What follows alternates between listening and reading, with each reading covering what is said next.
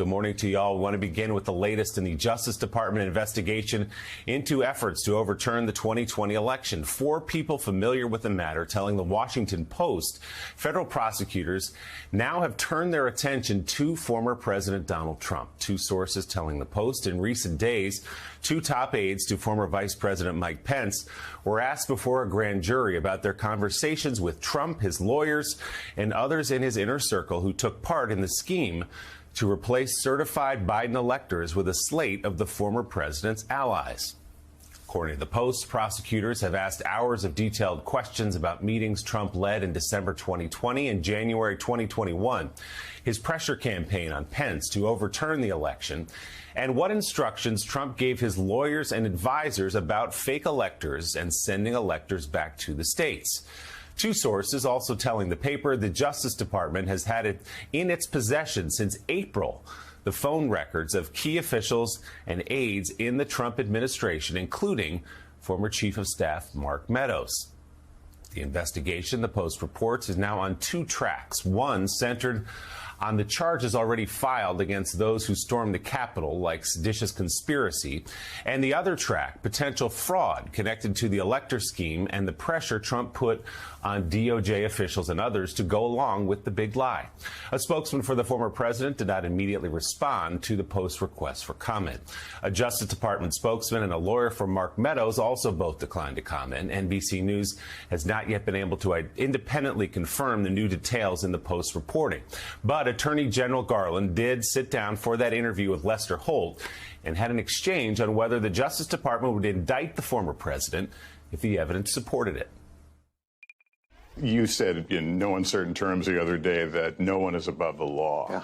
That said, the indictment of a former president, of perhaps candidate for president, would arguably tear the country apart. Is that your concern as you make your decision down the road here? Do you have to think about things like that?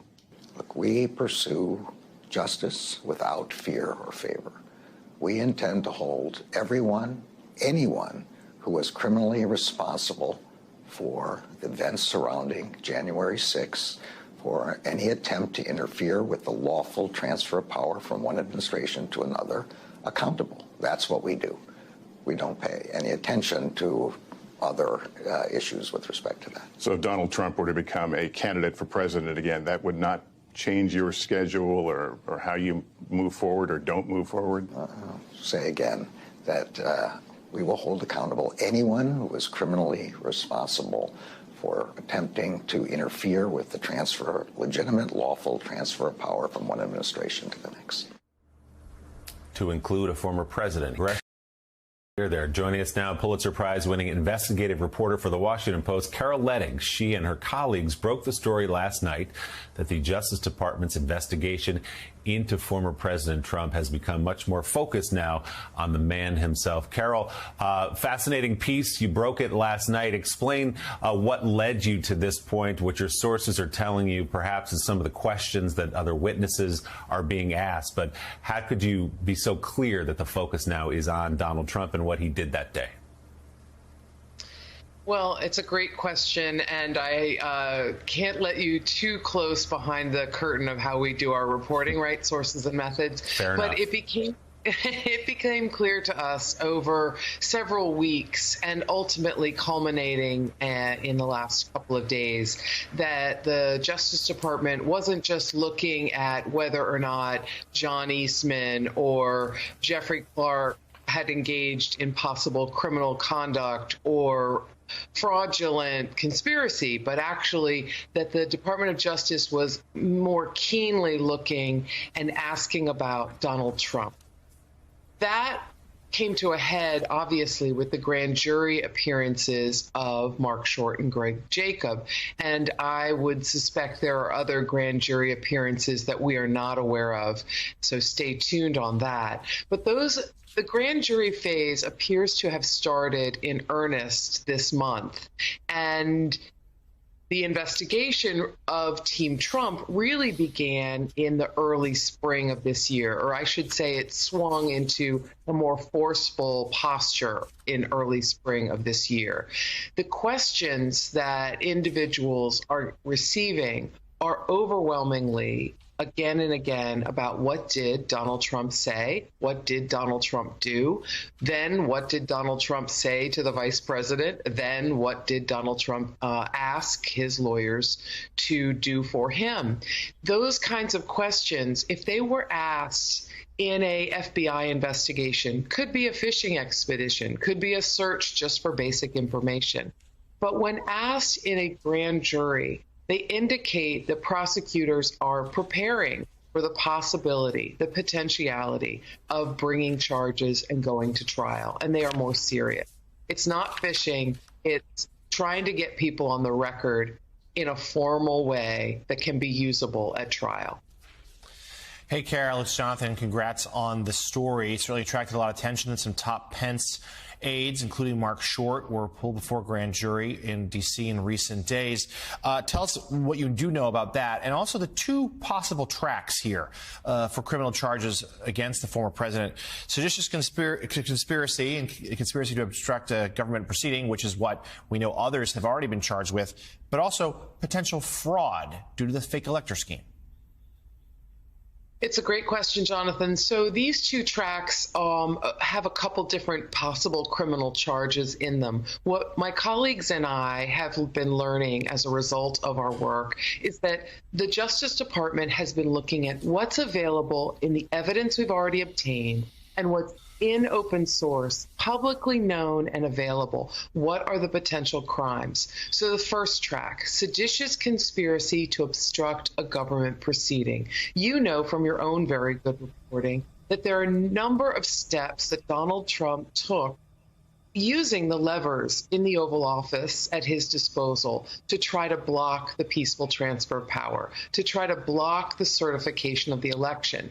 And the conspiracy charge that the Department of Justice is reviewing is what kind of fraud and conspiratorial agreement may Donald Trump and other allies, or just Donald Trump's allies alone, what conspiratorial agreement did they hatch in order to defraud people, to obstruct that government proceeding?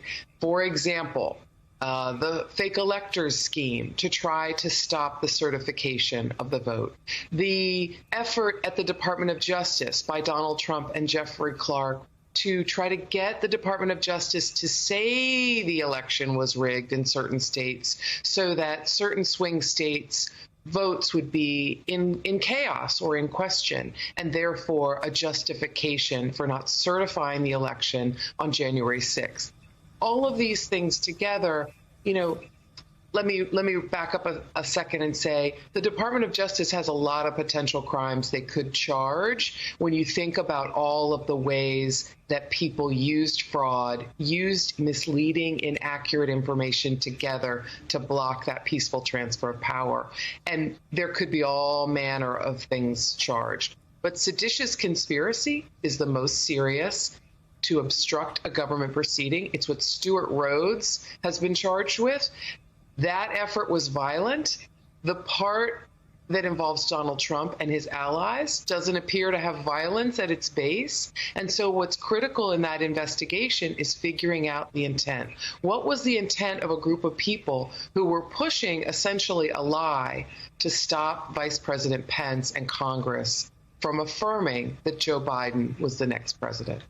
Carol, from your reporting, is there a sense in the Justice Department to that point that they want, if they are going to charge Donald Trump, they not only have to have the higher bar, obviously, than the committee has, and they have to be able to prove intent and action, but it needs to be a charge of something big enough that it makes it worth it for the Justice Department to drag the country through what will inevitably be a very explosive and very divisive and painful process. So they want to find... There's no point charging him with something small and finding him guilty with something small that then just leaves half the country or more than half the country kind of shrugging at the effort of it.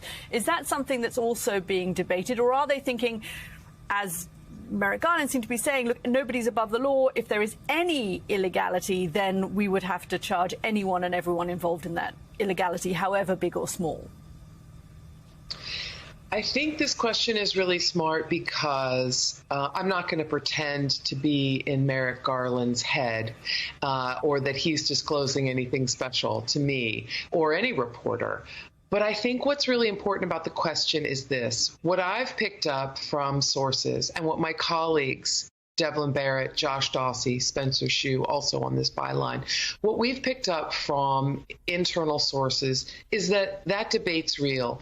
That concern about the high bar for prosecuting a former president, not a sitting president, even a former president, is huge. It weighs heavily on the Department of Justice. It weighs heavily on Merrick Garland. And the sense that I'm getting is there's a lot of discussion about how overwhelming is the evidence?